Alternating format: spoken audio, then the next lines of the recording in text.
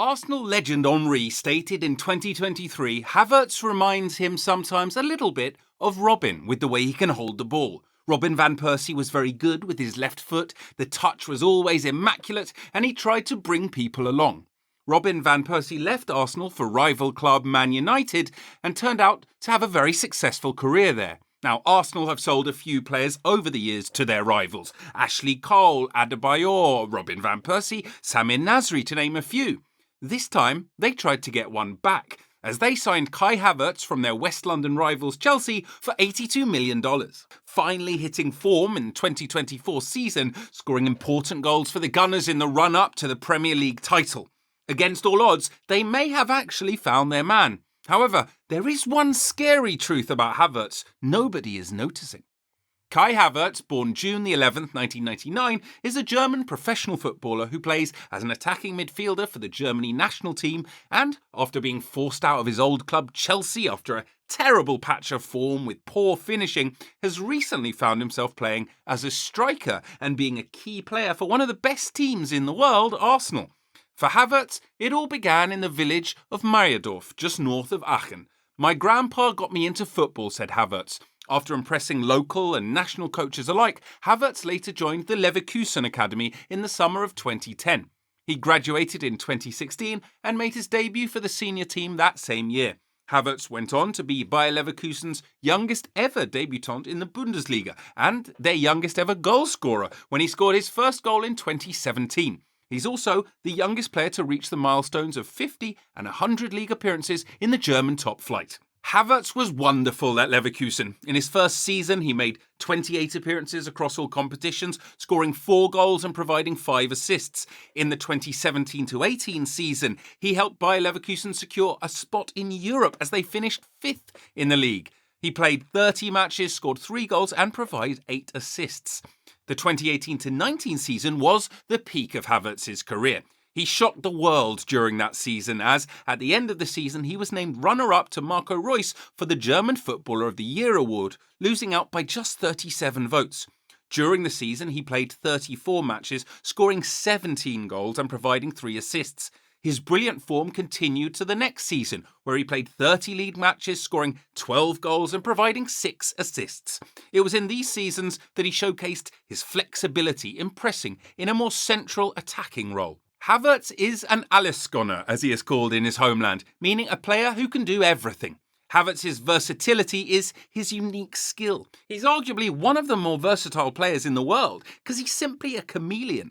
But don't be mistaken, he's not a jack of all trades, master of none, as many versatile players are. He is in fact a jack of all trades, master of all. He's filled with talent, be it finishing, dribbling or passing, he can do it all. In his second professional season, 2017-18, he played deeper in the central midfield. In the following season, he started operating higher up the field, and then in 2019-20, he was right behind the striker. His brilliant displays didn't go unnoticed, as a lot of European teams were interested in signing him. One of the scouts explained why Havertz was sought after, as reported by ESPN, saying, Havertz has the perfect body structure for a top-level footballer. He's slender, yet athletic. Technically, he's excellent, good in the air, and although he's left-footed, his ability to use both feet is second to none. At the end of the 2019-20 season, Kai Havertz joined Chelsea for a club record signing fee of $113 million. The Chelsea director, Marina Granovskaya, sang the praises of his new player after his purchase. Kai is one of the best players of his age in world football, so we're very happy that his future lies at Chelsea. Now, did he say Kai Havertz's future lies at Chelsea? Well, that didn't quite turn out as expected, because Havertz didn't live up to expectations in his days at Chelsea. The young German faced plenty of difficulties early on in his first year in England, adapting to life in a new country during a pandemic while suffering from injury and illness, and Chelsea fans starting to turn on him. But he came through it all to finish the season with the greatest moment of his career so far. Havertz's upward turn in form started just after Lampard was sacked and replaced by Thomas Tuchel. When Tuchel was asked the reason for his new burst of form, he said Havertz hadn't been playing in his best position before. His best position is between a 9 and a 10, Tuchel said. He can go back to get the ball, he has the freedom to move. He can be decisive for us in that space between the striker, the midfielders and the wingers. Havertz was hugely influential in the final matches of the season, most especially in the Champions League final. He ended the season with 20 goals and 20 assists in 45 appearances. His best highlight of the season was the Champions League goal he scored in the final, which was the only goal in the game against Manchester City. That moment, of course, still the greatest in his career. After his fair start to life in West London in the 2020-21 season, Havertz showed signs of more progression in his second season with the Blues. He upped his goal tally from 9 in 45 appearances in his first season to a double-figure tally of 14 in 47 for the 2021-22 season, while also making 6 assists. Chelsea ended the season by winning the UEFA Super Cup and the FIFA Club World Cup. Havertz scored the winning goal at the Club World Cup after converting a penalty in the 117th minute, which was his best contribution during the season.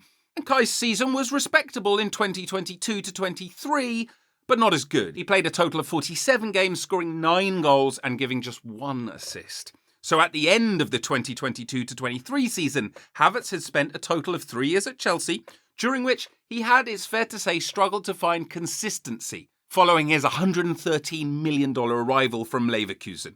Throughout his stay, Havertz had a fairly mediocre scoring record, just 32 goals in 139 games, and failed to really carve out a specific role for himself within the Chelsea side. He did have some positives, though. He scored when it most mattered. I mean, Havertz can point to his winning goals in the Champions League final of 2021 and the Club World Cup final of 2022, strikes that will put him into Chelsea folklore forever.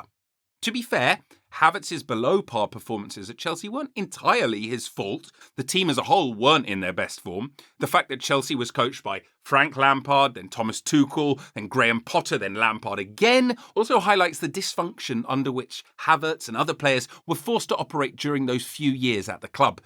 Ultimately, Havertz didn't live up to the price tag or the hype. He was often wasteful in front of goal and also had games where he really made no impact. However, I'm sure some Chelsea fans would say it was actually worth it because he won them their second Champions League trophy. What do you think? Let us know in the comments. Now, at the end of the 2022-23 season, Kai left Chelsea. Havertz had been a scapegoat for Chelsea's woes because of his inconsistent finishing, and fans were more than happy to sell him to Arsenal for what seemed a pretty expensive $82 million. Chelsea fans often actually teased Arsenal fans, claiming they had scammed them by selling Havertz to them for that amount of money. On June 28, 2023, Havertz officially joined fellow London club Arsenal for a reported fee of £65 million. The transfer made him the third most expensive signing in the club's history. He also became Arsenal's highest paid player. He reportedly earns an annual salary of £14.5 million per season. Football fans and analysts condemned Arteta for this transfer. They saw no need for a Chelsea flop at Arsenal. Former Arsenal skipper William Gallas, during the first month after Havertz's signing, said, "I don't think Arsenal should have signed Kai Havertz. I think that was a mistake.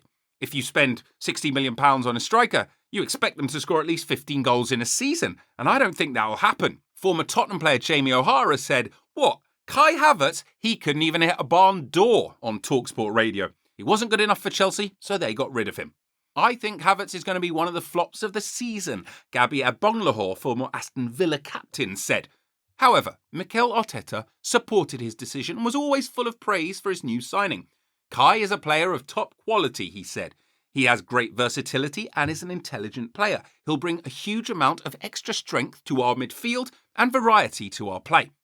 Now, his poor start to his Arsenal career, in which he had no goal contributions, goals or assists in his first 9 games, and then only 2 in his first 19, well, seemed to confirm that Arteta had made a mistake by signing Havertz.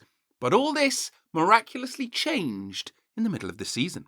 The upward turn in form was pleasing to his coach, who thinks he deserved the favour from the gods of football. "I'm so happy," said Arteta. "If someone had told me after the first 2 or 3 months that the whole stadium would be singing Havertz's song with that passion, with that feeling, with that chemistry, I would have found it hard to believe."